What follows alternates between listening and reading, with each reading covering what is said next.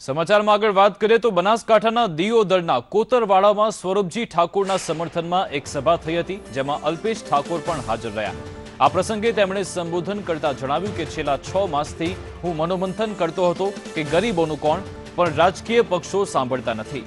કોંગ્રેસને સંઘર્ષની સ્થિતિમાં મેં સાથ આપ્યો અને 40 બેઠકોમાં સમેટાયેલ કોંગ્રેસને અપગ્રેડ કરી।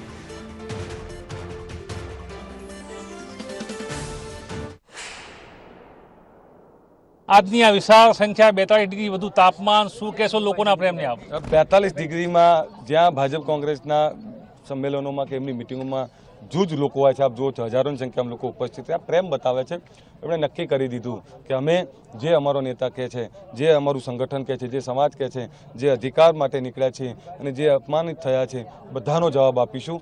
બનાસકાંઠાના પાણીના પ્રશ્નો, બનાસકાંઠીના રોજગારીના પ્રશ્નો, દારૂબંધીનો પ્રશ્ન હોય, શિક્ષણનો પ્રશ્ન હોય, ગામડાઓના વિકાસની વાત, આ તમામ મુદ્દાઓને લઈ અને સર્વ સમાજને સાથે રાખીને બનાસકાંઠામાં ગરીબ લોકોના વિકાસની વિચારધારા લઈને નીકળ્યા છે। જોવા મળશે બેરોજગારી માટે પણ હવે ગામડે ગામડે થશે, વ્યસન મુક્તિ માટે પણ કામ કરીશું। એટલે એક એક પરિવારને રોજગાર મુક્ત યુક્ત કરવા માટે રોજગારી મળે, એમાં શિક્ષણ આવે, દારૂબંધી આવે, આ મુદ્દાઓ લઈને સોશિયલ અવેરનેસ સાથે અમે નીકળીશું। એટલે આજે તો આ રાજનીતિ 10 દિવસમાં પતી જવાની, પોતાની તાકાત પણ ગરીબો મતથી બતાવી દેવાના, પણ પછી ગામડે ગામડે શિક્ષણ અને વ્યસન મુક્તિની વાત કરવા માટે નીકળો। એ હિંમત નથી કરી કે ગરીબોનું નેતૃત્વ કરીએ, સર્વ સમાજને સાથે રાખીએ અને સર્વ સમાજ માટે આહુતિ આપવાની કોઈએ તૈયારી ના બતાવી। મેં મારી આહુતિ આપી છે, હવે મારી આહુતિને આ ગરીબ લોકો કયા પરિપ્રેક્ષમાં લે છે, મારી આહુતિને કેટલું સન્માન આપે છે, મારી આહુતિને કેટલી આગળ લઈ જાય છે, હવે ગરીબ લોકોએ નક્કી કરવાનું। ઠાકોર સમાજે તમામ સમાજોને, તમામ જાતિને, તમામ મિત્ર સમાજને સમર્થન આપ્યું છે।